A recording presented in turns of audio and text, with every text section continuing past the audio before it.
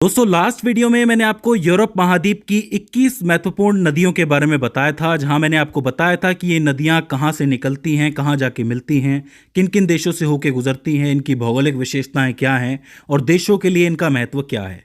उस वीडियो में मुझसे एक छोटी सी गलती हो गई थी टाइपिंग मिस्टेक की वजह से, जहां मैंने ये कह दिया था कि यूरोप जो है वो तीसरा बड़ा महाद्वीप है, जबकि यूरोप छठवां सबसे बड़ा महाद्वीप है। तो उस गलती के लिए मैं आपसे क्षमा चाहता हूँ। अब आज की इस वीडियो में हम बात कर रहे हैं यूरोप महाद्वीप की महत्वपूर्ण झीलों के बारे में और साथ ही वहाँ की खाड़ियों के बारे में। अगर आपको झीलें और खाड़ियों के बारे में पता चल जाता है तो आपको नदियों के मुहाने पता चल जाएंगे, उनका रास्ता पता चल जाएगा। तो देखो, यूरोप की अगर झीलों की बात की जाए तो यहाँ 4 महत्वपूर्ण झीलें हैं। शुरुआत हम लोग करेंगे कॉन्स्टेंस झील के साथ। ये जो झील है मध्य यूरोप में स्थित है। ये जो झील है आपको जर्मनी के दक्षिण में, स्विट्जरलैंड के उत्तर पूर्व में और ऑस्ट्रिया के पश्चिमी सीमा पर देखने को मिलेगी। काफ़ी बड़ी झील है। ये झील इसीलिए खास है क्योंकि जो राइन नदी है, जिसके बारे में मैंने आपको कल बताया था, वो इसी झील से होके गुजरती है। यही कारण है कि इस झील को राइन झील कहा जाता है। इस झील की जो स्थिति है वो अल्प्स पर्वत से भी आप याद रख सकते हो, क्योंकि अल्प्स पर्वत इसके आसपास हैं, तो इस तरीके से आपको सिचुएशन याद रह जाएगी। अगर इसकी विशेषताओं की बात करोगे तो ये जो नदी है ये अल्पाइन क्षेत्र के अंदर स्थित है, इसलिए इसको प्री अल्पाइन झील कहा जाता है। अब ये प्री अल्पाइन झील क्या होती है, तो देखो इसको ध्यान से समझो। अल्पाइन झीलें अक्सर वो होती है जो 1500 मीटर से ज़्यादा ऊंचाई पर स्थित होती है। अक्सर ऐसी झीलों को अल्पाइन झील कहा जाता है। और अल्पाइन झीलों से कम ऊंचाई पर जो झीलें होती हैं उनको प्री अल्पाइन कहा जाता है। अगर आप इस कॉन्स्टेंस झील की बात करोगे या फिर राइन झील की बात करोगे तो ये लगभग 395 मीटर की ऊंचाई पर स्थित है। ये जो है 3 भागों से मिलकर बनी है। एक तो है ऊपरी झील, एक है निचली झील और एक है इन दोनों को जोड़ने वाली सील नहर। तो तीनों को आपको याद रखना है, इसकी बनावट आपको याद हो जाएगी। सबसे पहले ऊपरी झील, फिर निचली झील और इन दोनों को जोड़ने वाली सील नहर। ये जगह जो है पर्यटकों को अक्सर आकर्षित करती है, इसलिए यहाँ पे पर्यटन आपको देखने को मिल जाएगा। इसके बाद आती है लडोगा झील। ये जो लडोगा झील है ये रूस में स्थित मीठे पानी की एक बहुत ज़रूरी झील है। अगर आप रूस में देखोगे तो रूस के उत्तर पश्चिमी भाग में सेंट पीटर्सबर्ग शहर है, उसके पूर्वोत्तर में आपको लडोगा झील देखने को मिलेगी। इसकी विशेषता यह है कि एक बहुत बड़ी मीठे पानी की झील है। क्षेत्रफल के हिसाब से यूरोप की सबसे बड़ी झील कहा जाता है इसको, मीठे पानी की। ये जो है एक प्राचीन हिमानी झील है जो कि बर्फ के पिघलने से बनी है। जाहिर सी बात है कि अगर मीठे पानी की झील होगी तो या तो बारिश से बनेगी या फिर हिमानी यानी कि ग्लेशियर से बनेगी। तो ये इलाका चूंकि ठंडा है तो इसलिए ये ग्लेशियर से बनी है, तो इसे आपको याद रखना है।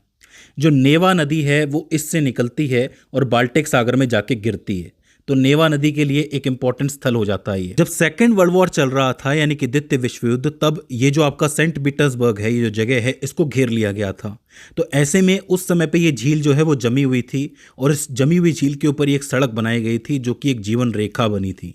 इसी को पार करते हुए लोग आगे बढ़े थे। तो ये भी बड़ी ज़रूरी झील हो जाती है। इसके बाद आती है ओनेगा झील। ओनेगा झील जो है वो रूस के उत्तर पश्चिमी भाग में जो लाडोगा झील है, जिसके बारे में अभी मैंने आपको बताया, उसके उत्तर पूर्व में देखोगे तो नजर आएगी। यूरोप की इसको दूसरी सबसे बड़ी झील कहा जाता है क्षेत्रफल के हिसाब से, लाडोगा के बाद।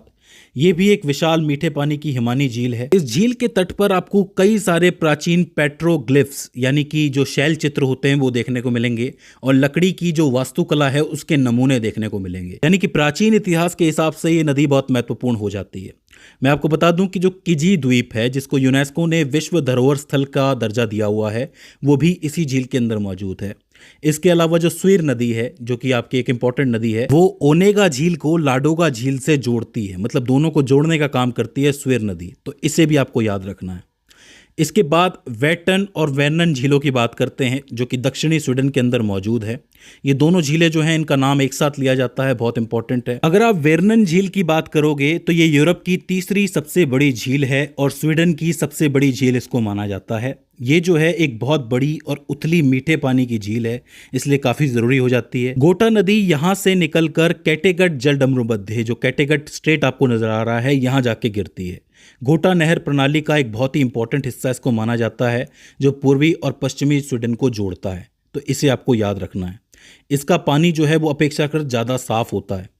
इसके बाद अगर आप वेटर्न झील की बात करोगे तो ये स्वीडन की दूसरी सबसे बड़ी झील है। वेरनन की तुलना में ये गहरी है और सकरी है, याद रखना।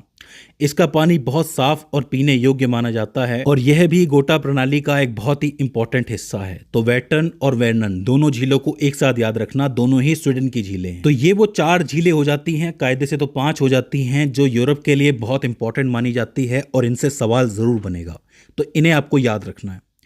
इसके बाद हम बात करें यूरोप की खाड़ियों के बारे में, तो सबसे पहले आती है बोथनिया की खाड़ी, जिसको गल्फ ऑफ बोथनिया कहा जाता है। ये जो है बाल्टिक सागर का सबसे उत्तरी भाग है और स्वीडन और फिनलैंड के बीच में है। तो स्थिति अगर आपसे कोई पूछे तो आपको बताना है कि स्वीडन और फिनलैंड के बीच में मौजूद है बोथनिया की खाड़ी। अगर इसकी विशेषताओं की बात करें तो यह बाल्टिक सागर की सबसे बड़ी खाड़ी है। तो कोई पूछे कि बाल्टिक सागर की सबसे बड़ी खाड़ी कौन सी है, तो बोथनिया की खाड़ी है। इसका जो पानी है वो कम नमक वाला है, क्योंकि इसमें कई सारी नदियां गिरती है। अब नदियां गिरेंगी तो फ्रेश वाटर आएगा, फ्रेश वाटर आएगा तो कम नमक होगा। दूसरी बात यह है कि चूंकि ये थोड़ा उत्तर में, नॉर्थ में है, तो यहाँ पर वाष्पीकरण कम होता है, ठंडी जगह है, जमता है पानी, इस वजह से यहाँ पर नमक बनने का टाइम नहीं होता है, तो इसीलिए ये जगह कम नमकीन मानी जाती है। उत्तरी भाग में यहाँ पर सर्दियों में बर्फ़ जम जाती है, पूरा हिस्सा ही जम जाता है। और जो तट रेखा की आप बात करोगे तो बहुत से द्वीप और द्वीप समूह जो हैं वो यहाँ पर मौजूद हैं, यहाँ पर बहुत सी संरचनाएं मौजूद हैं। तो बोथनिया की खाड़ी इंपॉर्टेंट हो जाती है। दूसरी आती है फिनलैंड की खाड़ी या गल्फ ऑफ फिनलैंड। ये जो है बाल्टिक सागर का पूर्वी भाग है और एस्टोनिया जो दक्षिण में, दक्षिण एस्टोनिया है और उत्तर का फिनलैंड है, इसके बीच में मौजूद है। तो स्थिति क्या हो जाती है, एस्टोनिया और फिनलैंड के बीच में। इस खाड़ी के सबसे पूर्वी छोर पर रूस स्थित है, विशेषकर रूस का जो एक शहर है जिसका नाम है सेंट पीटर्सबर्ग, वो मौजूद है। अगर आप विशेषताओं की बात करोगे तो ये बहुत लंबी और अपेक्षाकृत सकरी खाड़ी है। एक चीज़ याद रखो कि जो लाडोगा झील से निकलने वाली नेवा नदी है वो इसी पर आकर के गिरती है, मतलब इसी खाड़ी में आके गिरती है सेंट पीटर्सबर्ग से होते हुए। तो अब आप कनेक्ट कर सकते हो कि लाडोगा झील से नेवा नदी निकली, सेंट पीटर्सबर्ग आई और वहाँ से कौन सी खाड़ी में गिरी, फिनलैंड की खाड़ी में। तो ये चीज़ आपको याद रखनी है। सर्दियों में इस खाड़ी का एक बड़ा हिस्सा जो है जम जाता है, पूरा हिस्सा नहीं जमता पर एक बड़ा हिस्सा जम जाता है। इसका सामरिक और व्यापारिक महत्व बहुत अधिक है। जाहिर सी बात है कि सेंट पीटर्सबर्ग शहर है, लो इस्पात निकलता है, बहुत सी चीज़ें यहाँ पे बनती हैं, तो अपने आप व्यापारिक महत्व तो बन ही जाता है। तो ये खाड़ी इंपॉर्टेंट हो जाती है। इसके बाद तीसरी आती है रीगा की खाड़ी। ये भी जो है बाल्टिक सागर में ही मौजूद है, एस्टोनिया और लातविया के बीच में। इसकी स्थिति याद रख लेना, एस्टोनिया और लातविया। विशेषताओं की बात करोगे तो ये अपेक्षाकृत एक बहुत ही छिछली और बंद खाड़ी है। इसका मुख्य प्रवेश द्वार जो है वो ईव जल डमरू मध्य, जिसको इर्ब स्ट्रेट के नाम से जाना जाता है, वो है, आपको नजर आएगा। दाऊगवा नदी लातविया की राजधानी रीगा में इसी खाड़ी से गिरती है, तो इंपॉर्टेंट हो जाती है दाऊगवा नदी, याद रखना। सर्दियों में आंशिक रूप से ये जो खाड़ी है ये जम जाती है, मतलब ऊपर ऊपर से बर्फ जमती है, बाकी अंदर से नहीं जमती है, पतली बर्फ जमती है, तो इसे याद रखना है। तो इसका मतलब 3 खाड़ियाँ हो जाती है। सबसे पहले बोथनिया की खाड़ी, दूसरी फिनलैंड की खाड़ी और तीसरी रीगा की खाड़ी। तीनों कहाँ मौजूद है, बाल्टिक सागर में। तो बाल्टिक सागर से आप इनको याद रख सकते हो। चौथा आता है आपका इंग्लिश चैनल। इसके बारे में मैं आपको कल बता चुका हूँ। ये जो है दक्षिणी ब्रिटेन के अंदर मौजूद है, यूनाइटेड किंगडम में, उत्तरी फ्रांस के बीच में, मतलब दक्षिणी ब्रिटेन और उत्तरी फ्रांस, इन दोनों के बीच में इसकी स्थिति है। पश्चिम में इसके अटलांटिक महासागर जुड़ता है और पूर्व में डोवर जल डमरू मध्य, स्ट्रेट ऑफ डोवर जिसको कहा जाता है, बहुत इंपॉर्टेंट है, जो कि उत्तरी सागर से जुड़ रहा है। तो मतलब स्ट्रेट ऑफ डोवर से ये उत्तरी सागर नॉर्थ सी से जुड़ती है और बाकी अटलांटिक महासागर से जुड़ती है। विशेषताओं की बात करोगे तो ये दुनिया की अत्यंत व्यस्त मार्ग है, क्योंकि दुनिया के बड़े बड़े व्यस्त शिपिंग लेन जो है वो यहाँ से गुजरते हैं। यहाँ से एक चैनल टनल जो है इसके तल के नीचे से गुजरती है, जो ब्रिटेन को फ्रांस से सीधे रेल मार्ग से जोड़ती है। तो इंपॉर्टेंट जगह है चैनल टनल, याद रखना। इसकी चौड़ाई पश्चिम से लगभग 240 किलोमीटर से घटकर पूर्व में आके 34 किलोमीटर तक रह जाती है। तो याद रखने वाली बात है कि 240 किलोमीटर चौड़ी से होते होते ये 34 किलोमीटर चौड़ी रह जाती है। इसकी ज्वार भाटा की गतिविधि बहुत महत्वपूर्ण है, क्योंकि जब भी ज्वार घटता या बढ़ता है तो ऐसी स्थिति में काफ़ी प्रॉब्लम्स आती हैं, तो वो देखनी पड़ती हैं। तो इंग्लिश चैनल काफ़ी ज़रूरी हो जाता है, याद रखने वाली बात है। आखिर में आती है यूरोप की सबसे महत्वपूर्ण खाड़ी, जिसको मैं कह सकता हूँ, वो है बिस्के की खाड़ी। ये जो है आपको पूर्वोत्तर अटलांटिक महासागर में फ्रांस के पश्चिमी तट और स्पेन के उत्तरी तट के बीच में नजर आएगी। विशेषताओं की बात करोगे तो इसकी पहचान अपेक्षाकृत गहरे पानी और अक्सर खराब मौसम के लिए होती है, जिससे ये नेविगेशन के लिए चुनौतीपूर्ण हो सकता है। मतलब यहाँ पर तूफ़ानी हवाएं चलती रहती हैं, ऊंची ऊंची लहरें उठती रहती हैं, तो यहाँ पर नेविगेशन थोड़ा सा मुश्किल हो जाता है। इसमें महाद्वीपीय ढलान जो कॉन्टिनेंटल स्लोप है वो काफ़ी खड़ी है।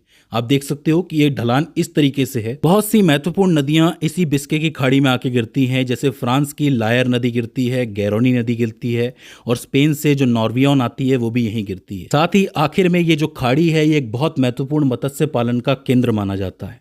तो बिस्के की खाड़ी को भी आपको याद रखना है। तो ये 5 खाड़ियाँ हो जाती हैं, बोथनिया की खाड़ी, फिनलैंड की खाड़ी, रीगा की खाड़ी, तीनों बाल्टिक सागर पे है। फिर इंग्लिश चैनल, उसके बाद बिस्के की खाड़ी, दोनों को अलग याद रखना है।